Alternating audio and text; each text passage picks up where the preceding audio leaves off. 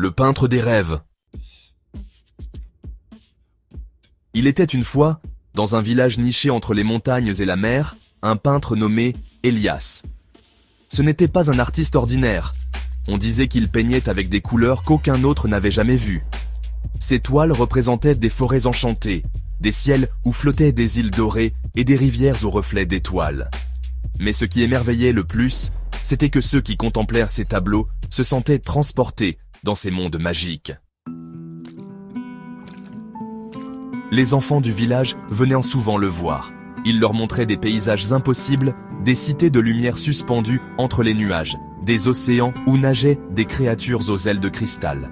Un jour, une petite fille lui demanda « Petite fille, maître Elias, où trouves-tu ces endroits ?»« Elias, je les vois en rêve, répondit-il avec un sourire. Et chaque matin, je peins ce que mon cœur a retenu. Mais un jour, un messager royal arriva. Il portait un message scellé du sceau de la reine en personne. Elias ouvrit la lettre et lut ces mots. Reine. Peintre des rêves, mon fils, le prince, a perdu la lumière dans son regard. Depuis la mort de son père, il ne parle plus, il ne rit plus. J'ai entendu dire que tes peintures font voyager l'âme. Viens au palais et offre-lui un rêve qu'il puisse suivre. Elias accepta. Il emporta ses pinceaux et ses couleurs et partit vers le château. Là-bas, il rencontra la reine, une femme au regard triste mais plein d'espoir. Elle le conduisit auprès du prince, un garçon d'une dizaine d'années, assis près d'une fenêtre, fixant le vide. « Il ne parle plus depuis des mois, » murmura la reine. « Il regarde le monde, mais il ne le voit plus. » Elias observa l'enfant, puis s'installa devant une grande toile vierge. Il plongea son pinceau dans ses couleurs et commença à peindre. Chaque coup de pinceau semblait donner vie à la toile.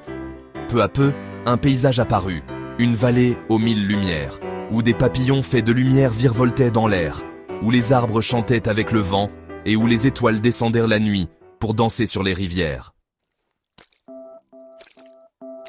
Quand le tableau fut terminé, Elias se tourna vers le prince et dit « Viens, regarde !» Le prince leva les yeux. Il fixa la toile longuement, et soudain, ses pupilles s'illuminèrent. Il fit un pas en avant, puis un autre. On aurait dit qu'il était attiré par le tableau, comme s'il en percevait la magie. Et puis, doucement, ses lèvres s'entr'ouvrirent. C'est magnifique. La reine porta ses mains à sa bouche, les larmes aux yeux. C'était la première fois que son fils parlait depuis longtemps. « Tu aimerais aller là-bas ?» Le prince hocha la tête. « Alors ferme les yeux et écoute. » Elias lui raconta l'histoire de la vallée enchantée. Il parla du vent qui murmurait aux rêveurs, des ruisseaux qui chantaient, des arbres qui offraient des fruits d'or à ceux qui osaient croire en leurs rêves. Et plus il racontait, plus le prince semblait revivre. Son regard était à nouveau rempli d'émerveillement. Le lendemain matin, quand la reine entra dans la chambre de son fils, elle le trouva devant le tableau. Un pinceau à la main, il était en train de peindre. Section « L'homme cupide ». Duration « 3 minutes ». La rumeur du miracle se répandit. Bientôt, des nobles, des voyageurs et des marchands vinrent voir les peintures d'Elias. Un jour, un riche marchand du nom de Vargas vint à sa rencontre. « Vargas, tes peintures ont de la valeur, vieil homme, dit-il.